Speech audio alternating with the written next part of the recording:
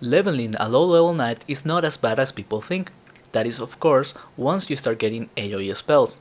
However, unlike other vocations, knights get their AoE far in between each other, and they come with long cooldowns. First at 33 you get Exori Mass with an 8-second cooldown and overall low damage, and then Exori at 35 with a 6-second cooldown followed by Exori Min at 70 and Exori Gran at 90.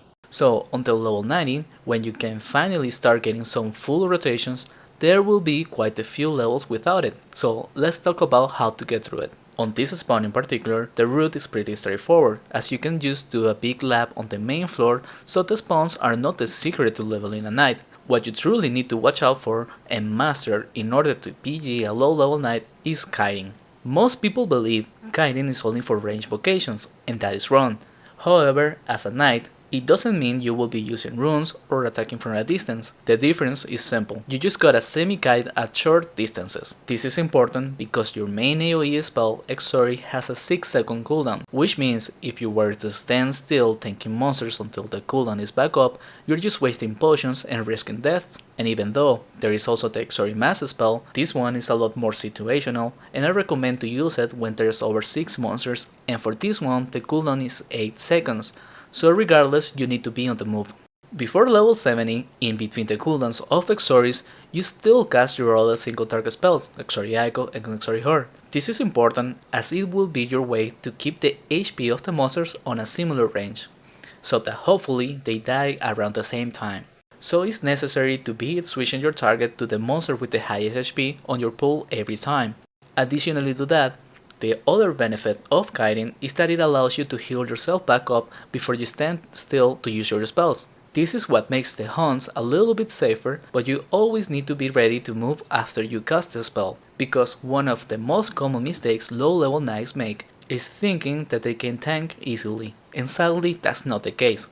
Knights are just as squishy as other vocations, it just comes with a bit more HP, but if your healing is not on par with the damage you're taking, then you will end up dying.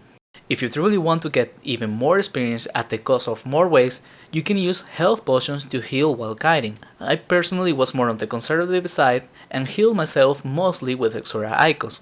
This is also helpful as it's something you will need to get used to regardless. The Tomb of Edron is another good spawn to PG a knight.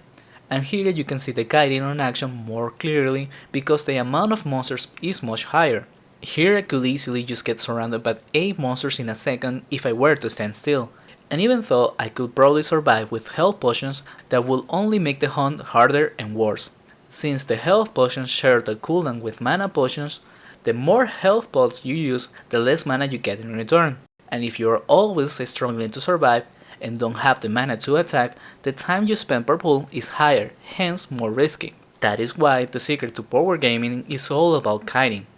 Obviously, if you have the money to use on more health potions and better imbuements, then leveling can be easier. But even with that, it's not worth to stand still waiting for your one AoE spell to come back up. This is doable at higher levels because that's when you start to get more AoE spells, but even at higher levels, kiting is always a very underrated mechanic that honestly every knight should have mastered and be ready to use when necessary. And lastly, the other benefit of kiting is that as long as you're moving to the next pool and you're killing the monsters on time, it will decrease the death seconds in between pulls and overall raising your experience per hunt. With that said, that's what I have for this video. Kiting can be applied at any level and is something that I personally did until around level 130, which is a good spot to make the switch to standing still more, as this is when you get access to the ultimate health potions. If the video was helpful and you want to support the channel, you can subscribe for more videos or support directly with Tibia coins donations to Goody Donation.